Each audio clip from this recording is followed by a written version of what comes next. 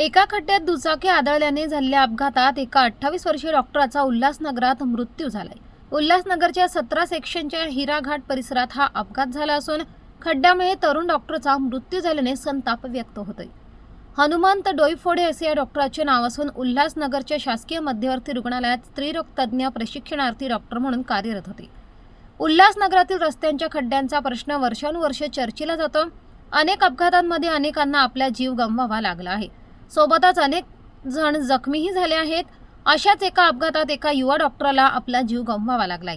उल्हासनगरच्या कॅम्प 3 परिसरातील 17 सेक्शन हिराघाट परिसरात रविवारी डॉक्टर हनुमंत डोईफोडे प्रवास करत असताना दुपारी 2च्या सुमारास खड्ड्यांमुळे दुचाकी घसरली आणि ते पडले। त्यानंतर त्यांना तातडीने कल्याणच्या खासगी रुग्णालयात उपचारासाठी दाखल करण्यात आले होते।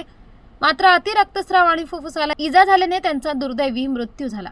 त्यांच्यावर उल्हासनगरच्या शासकीय मध्यवर्ती रुग्णालयात शवविच्छेदन करण्यात आले।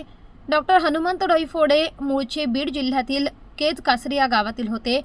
ते गेल्या 1.5 वर्षापासून उल्हासनगरच्या शासकीय मध्यवर्ती रुग्णालयात प्रशिक्षणार्थी डॉक्टर म्हणून काम करत होते। त्यांच्या पश्चात आई, पत्नी आणि 6 महिन्याची मुलगी आहे।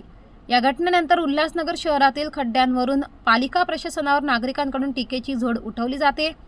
या भागातील रस्त्यांची दुरावस्था गेल्या अनेक महिन्यापासून कायम आहे। याबाबत सातत्याने तक्रारी करूनही त्याकडे दुर्लक्ष केले जात आहे।